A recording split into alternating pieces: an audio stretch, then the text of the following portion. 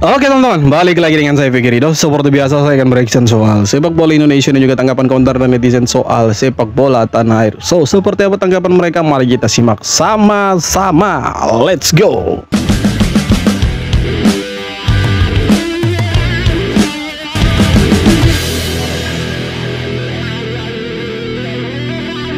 Ketua Umum PSSI Erick Thohir akhirnya bereaksi soal desakan mundur setelah kegagalan Timnas Indonesia lolos ke Piala Dunia 2026. Dalam sebuah podcast pada 4 November 2025, Erick menegaskan kalau beliau nggak akan mundur dan akan tetap memimpin PSSI sampai masa jabatannya selesai di tahun 2027. Nah, adapun alasannya Bung Erick milih bertahan tuh gini bro, amanah ini harus saya jaga dan pertanggungjawabkan. Nanti 2027 ada pemilihan, silakan saja. Dan yang paling menarik, beliau minta ke publik agar memberinya kesempatan untuk bekerja dengan segala kekurangannya. Jadi beri kami kesempatan bekerja dengan segala kekurangan. Saya juga tidak mau misalnya kita selalu benar. Ya mana ada sih manusia yang selalu benar, yang ada banyak salah. Terus sepertinya ini, kira-kira beliau bakal nyalonin lagi jadi ketum PSSI di tahun 2027 nggak ya bro? Siapa yang mau sepak bola Indonesia? Ya, tuntutan Erick Thohir mundur dari jabatannya sebagai ketua PSSI itu semakin mencuat ketika Patrick Kluivert gagal bawa timnas Indonesia lolos ke Piala Dunia. Karena menurut supporter timnas Indonesia, yang paling bertanggung jawab dengan gagalnya timnas Indonesia ke Piala Dunia itu Erick Thohir dan juga jajaran-jajarannya di PSSI, exco-nya di PSSI. Kenapa? Karena mereka lah yang mengganti pelatih di tengah jalan, kemudian gagal, dan kita gagal lolos ke Piala Dunia. Yang paling bertanggung jawab adalah mereka, Erick Thohir selaku ketua federasi. Makanya desakan demi desakan, cuitan demi cuitan di media sosial itu meminta supaya Erick Thohir itu segera mundur. Tetapi kalau statementnya seperti ini bahwa Pak Erick Thohir tidak akan mundur sampai tahun 2027, di mana itu tahun terakhir beliau memimpin PSSI, oke, mungkin secara moral dia punya tanggung jawab untuk membawa timnas Indonesia semakin lebih bagus. Karena memang kalau ditinggalkan pun sekarang akan ada statement-statement bahwa Pak Erick Thohir itu tidak bertanggung jawab gitu kan. Nah, tetapi yang pasti kita percayakan dulu ke Pak Erick Thohir. Selama dia memimpin PSSI, saya pikir sudah banyak perubahan, gebrakan-gebrakan, terobosan-terobosan yang dia buat yang sebenarnya menguntungkan sepak bolanya kita. Cuma ada beberapa kekurangannya dia, di mana menggantikan pelatih di saat kita lagi sayang-sayangnya, dan itu ya menguras emosi dan kita kesalah dengan Pak Erick Thohir waktu itu. Tetapi kembali lagi kita percayakan saja PSSI sekarang ke tangannya Pak Erick Thohir. Dan ya pertanyaannya Pak, kapan sih kita punya pelatih baru? Cuma itu, semoga pelatih barunya cepat datang dan kita bisa bermain di FIFA Matchday dengan pelatih yang baru. Karena itu saatnya dia uji coba, saatnya dia coba-coba formasi. Ya semoga lah Pak. Kapan sih Pak? Itu pertanyaannya, tolong dijawab. Kabar makin runyam datang lagi buat sepak bola Malaysia nih bro. Salah satu pemain naturalisasi ilegal mereka, Rodrigo Holgado, kini dalam proses pemutusan kontrak dengan klubnya América de Cali. Wartawan ternama Kolombia Pip Sierra melaporkan kalau pihak klub udah mulai prosedur buat nyabut kontrak Holgado pasca putusan banding FIFA keluar beberapa hari lalu. Yap, striker 28 tahun itu termasuk dari 7 siluman Hawimau yang kena skor setahun atas pemalsuan dokumen. Udah kena sanksi dari FIFA, sekarang klubnya juga nyabut kontrak. Lengkap deh tuh penderitaan Pakcik import satu ini. Kasihan tuh Pakcik, baru juga 30 tahun, karirnya malah mau wassalam. Kira-kira abis Holgado yang diputusin giliran siapa lagi nih bro? Ya bisa jadi semua pemain itu yang 7 orang itu diputus kontrak sama klubnya. Karena kan percuma itu dibayar tapi mubazir kan, itu buang-buang uang, itu pemborosan anggaran itu. Tetapi ya itulah kesalahannya FAM, akhirnya berbuntut panjang. Dan ya semoga kembali lagi kita sebagai supporter berharap ini tidak terjadi di tubuh timnas. Pemain-pemain ini ya semoga semuanya perform di luar dan tidak terjadi seperti Malaysia yang dialami sama Malaysia lah. Kita harapnya seperti itu ya. Untuk Malaysia semoga cepat bangkitlah sepak bolanya, karena kita rindu untuk baku hantam di lapangan dengan kalian itu. Karena terakhir pun kalian kalah dari kita. Sintayong sempat didekati tim-tim besar, bahkan yang sudah lolos ke Piala Dunia. Tapi kenapa belum kerja lagi? Kata JJ, kompensasi dari PSSI belum lunas. Boleh kerja sih, asal gajinya dipotong katanya. Jadi STY masih terikat meski sudah pisah. Gaji kompensasi aja nunggak. Patrick gimana kabarnya? Jangan-jangan ikut nunggak juga. Sintayong. Jadi begini teman-teman, Sintayong ini dia dapat tawaran dari Uzbekistan, kabarnya seperti itu, salah satu negara yang sudah lolos ke Piala Dunia dari Asia. Nah, kenapa dia belum mau untuk kerja lagi? Karena ya masih punya kompensasi dari Indonesia yang belum selesai. Nah, semoga ya Sintayong kembali lah, karena masih terikat sebenarnya. Hanya butuh waktu saja, hanya butuh waktu. Oke. Semoga lah Erick Thohir mau Sintayong kembali. Cuma itu, semoga. Meski udah ketemu tim kepelatihan terbaik versi salah satu exco, tapi pelatih timnas U17 Nova Arianto tetap mengandalkan skema 3 back di Piala Dunia U17 nanti. Coach Nova punya alasan mendasar kenapa beliau tetap mempertahankan formasi tersebut. Menurut beliau, skema ini udah dipakai sejak Piala AFF U16 2024 sampai uji coba terakhir di Dubai. Jadi anak-anak udah paham betul cara mainnya. Coach Nova bilang ini soal karakter, kestabilan, dan kontinuitas permainan. Menariknya lagi, Coach Nova Arianto berharap para pemain timnas U17 bisa menampilkan yang terbaik di Piala Dunia U17, karena di sana akan banyak talent scout dari berbagai belahan dunia. Siapa tahu kalau rezeki, mereka bisa abroad ke Eropa.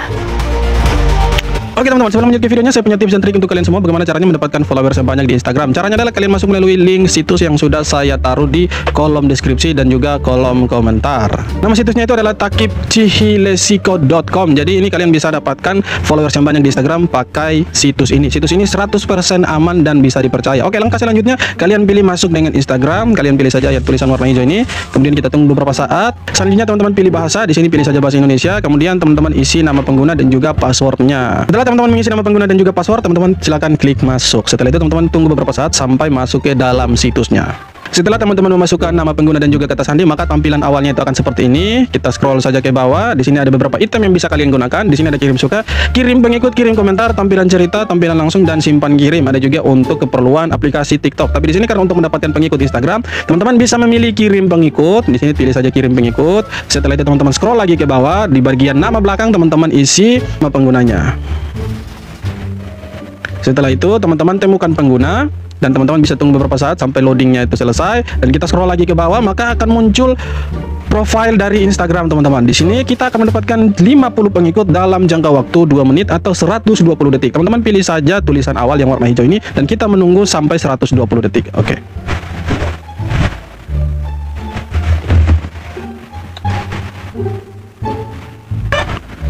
Oke teman-teman, setelah 120 detik, 50 pengikut sudah dikirimkan ke akun Instagram kita. Langsung saja kita cek ke akun Instagramnya.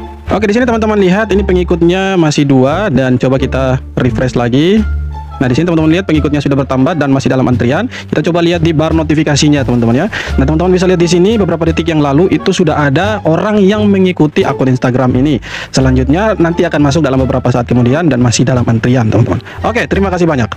Oke, kita beralih sedikit ke Piala Dunia U17, di mana timnas Indonesia kemarin sudah bertanding lawan Zambia. Dan kita harus mengakui bahwa kita kalah 3-1 dari Zambia. Awalnya permainan timnas Indonesia U17 ini oke, bagus, karena kita sempat cetak gol duluan. Itu berlangsung sekitar 30 menit lah bertahan, kita punya skor 1-0. Memang terlihat awalnya itu anak-anak U17 ini gugup ya, mungkin ya demam lapangan kali ya, pertama kali bermain di event sebesar Piala Dunia. Jadi ya masih gugup lah, karena terlihat sekali mereka salah passing. Itu bola awalnya saja first touch-nya itu sudah salah gitu. Akhirnya kita kebobolan sebenarnya, tapi untungnya kita diselamatkan dari VAR karena posisi pemain Zambia itu ada yang offside. Akhirnya kita bisa cetak 1 gol dan ya kita tidak mampu mempertahankan keunggulannya kita. Kita tidak bisa juga menambah gol. Justru kita kebobolan 3 gol di babak pertama juga, kemasukan 3 gol.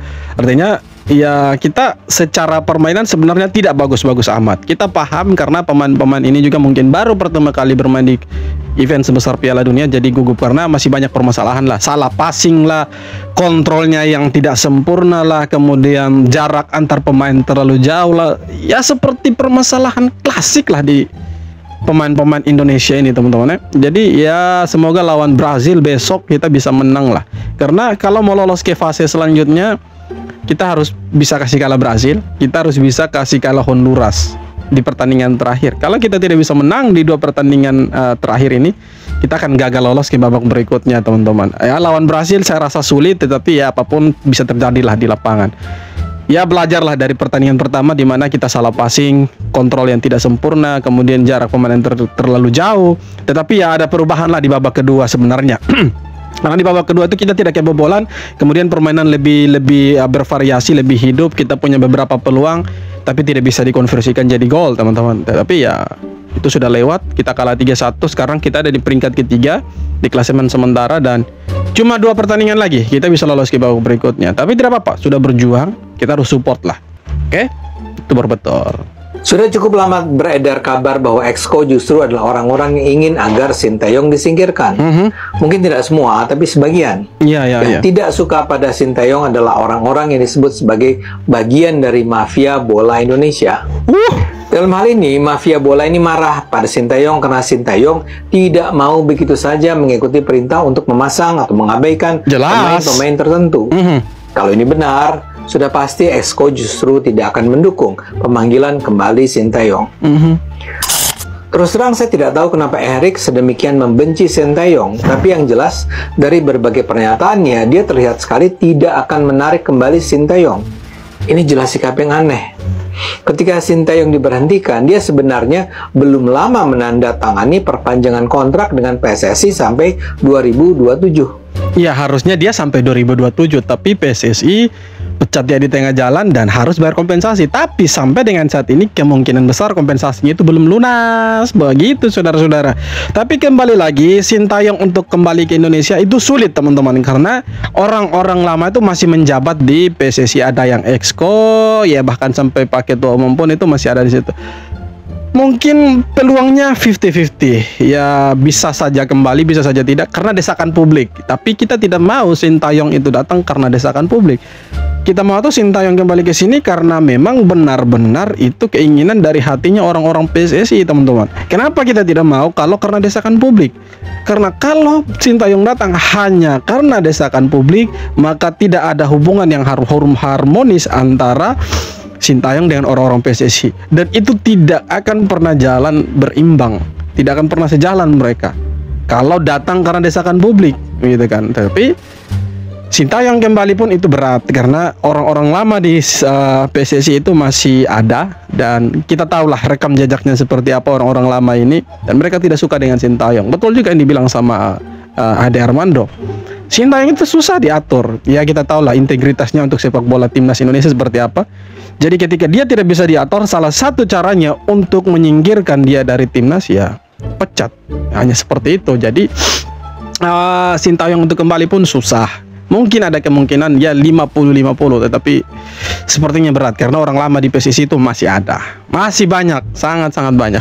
Sekelas Qatar jadi tuan rumah Piala Dunia, tapi kok lapangannya kayak Tarkam. Piala Dunia U17 di Qatar, vibes-nya kayak karnaval. Mainnya di lapangan latihan Asper Academy. Awal pembukaan banyak bendera negara dikibarin. Dengan laga pembuka Italia lawan Qatar duluan. Tonton timnas U17 lawan Zambia nanti malam, klik bio gua ya. Tapi yang ditunggu-tunggu tentu timnas Indonesia U17 yang malam ini akan menghadapi Zambia U17. Coach Nova Arianto udah wanti-wanti soal mental. Katanya anak-anak harus siap dari menit pertama biar gak langsung nembak sama kecepatan Zambia. Tapi sayang banget, gue rasa Qatar bener-bener ngejatuhin ekspektasi apa arti Piala Dunia. Dan anehnya lagi, entah FIFA serius atau bercanda. Jelas ini fakta, FIFA ngizinin Piala Dunia main di lapangan seperti ini. Mungkin FIFA punya pertimbangan lain juga lah. Kenapa lapangan latihan dijadikan event sebesar Piala Dunia? Tapi ya fuck off. Bodoh amat lah. Yang penting Indonesia sudah ada di sana dan kita kalah kemarin 1-3 dari Zambia. Aduh, Zambia itu mungkin paru-parunya ada 9 itu. Mereka punya napas tidak bisa habis itu. Beda dengan Indonesia yang larinya aduh tidak kuat itu. Aduh, kenapa? Itu seperti penyakit penyakit lamanya pemain-pemain timnas lah. Sampai di event besar salah passing, kontrolnya juga salah, gugup. Aduh, itu seperti lagu lama yang terulang kembali itu. Ya semoga lawan Brasil berat sih, tapi semoga bisa lah kita bisa kasih kalah mereka tuh. Berat lawan Brasil, saudara-saudara. Ekspektasi kalian diturunkan sedikit lah. Ciro Alves sedang jalani proses naturalisasi. Penyerang andalan Madura United, Ciro Alves, tengah jadi sorotan publik. Kabarnya pemain asal Brasil itu sedang menjalani proses naturalisasi untuk menjadi warga negara Indonesia. Kabar ini mencuat dari pengakuan sang istri, Maria Eduarda Mondadori atau akrab disapa Duda, dalam sesi siaran langsung di media sosial pribadinya. Sebelumnya Duda juga sempat mengungkapkan bahwa keluarga mereka berencana menetap di Indonesia, tepatnya di Bandung, untuk membuka usaha dan mengambil kewarganegaraan Indonesia. Ciro main di timnas Indonesia. Kita mau, ayo naturalisasi, gas. Kalau Ciro Alves benar-benar naturalisasi dan dia mau main untuk timnas, keren sebenarnya. Ya secara umur mungkin sudah lumayan tua ya, 30-an tahun lah kepala tiga, tidak terlalu efektif lah. Tapi untuk jangka pendek boleh lah. 2027 tandemnya Ole boleh lah sama Miliano nih. Gol poacher kan boleh lah dia. Boleh, Kabar boleh. mengejutkan datang di balik rayuan Malaysia yang ditolak FIFA. Ternyata muncul nama Satis Muniandi, politikus Malaysia keturunan India, jadi sorotan dunia. Satis Muniandi mengaku melaporkan pemalsuan dokumen FAM dan perilaku TMJ ke negara asal pemain naturalisasi Malaysia. Atas laporan Satis Muniandi, FIFA melakukan investigasi dan menemukan dokumen palsu. Data kakek nenek pemain dimanipulasi biar terlihat berdarah Malaysia. Ini fatal sekali. Satis bahkan bawa kasus ini ke hukum internasional. Jelas ini tamparan keras buat program naturalisasi Malaysia. Ada kemungkinan pemain lain pun dipalsukan. Kita tunggu saja babak selanjutnya. Malaysia tercoreng, FAM tidak bisa dipercaya, TMJ pelaku utama dan ini gerbang kematian bola sepak Malaysia. Skandal besar ini menunjukkan bahwa Malaysia negara yang doyan klaim tak memiliki jati diri. Memalukan. Ya mereka doyan klaim, doyan untuk menuduh orang lain sebagai dalang pelakunya. Mereka juga hobinya itu menaturalisasi pemain ilegal lah. Jadi lengkap lah mereka tuh, semuanya ada di mereka. Sebenarnya mereka ini iri dengan Indonesia. Apa yang dilakukan sama Indonesia mereka coba untuk tiru gitu kan. Contohnya naturalisasi pemain keturunan, mereka tiru nih. Dari awal kan ya cuma Indonesia kan.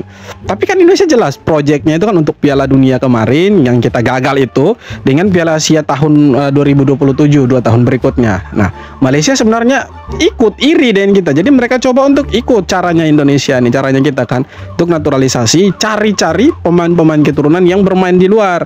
Nah, rupanya mereka punya tim scouting ini, agen-agennya mereka ini cari pemain itu bukan pemain keturunan, tapi pemain yang mau dokumennya itu dipalsukan untuk Malaysia gitu. Jadi mereka dipalsukan dokumennya, jadi mereka seolah-olah punya garis keturunan Malaysia. Jadi tim scoutingnya itu cari orang yang benar-benar mau untuk kerjasama dengan Malaysia untuk memalsukan dokumen, bukan benar-benar pemain yang punya garis keturunan Indonesia. Beda lah dengan kita. Tim scoutingnya kita tuh keren, jago cari pemain itu yang dari usianya masih, ya katakanlah usia-usia remaja 17 sampai usia-usia matang, usia-usia emas 27, 28. Jadi tim scoutingnya kita tuh dapat. Contohnya kan ada Kevin Dix, akhir-akhir yang kita dapat, kemudian Miliano Jonathan. Sekarang kita tinggal tunggu pemain-pemain yang lain yang sudah siap gabung dengan Indonesia, tapi memang mereka punya garis keturunan Indonesia. Kita masih stoknya banyak. Kalau mereka ya stoknya sedikit, wajar kan, negara kecil, bekas jajahan negara Inggris, tapi pemainnya bukan dari Inggris, itu kan dipertanyakan juga. Kalau Indonesia kan beda, kita jajahan Belanda dulunya. Dan pemain-pemain yang kita naturalisasi juga punya garis keturunan Indonesia Belanda gitu. Jadi masih masuk akal lah, seimbang lah. Kalau Malaysia ini memang tidak masuk akal, tapi ya mereka buat supaya masuk akal. Memang kocak mereka itu. Oke teman-teman, jadi itu dia beberapa video tanggapan komentar dan netizen soal sepak bola Indonesia dan Malaysia. So, seperti apa tanggapan kalian? Silahkan tulis kolom komentar. Kita jumpa lagi di video-video berikutnya. Terima kasih.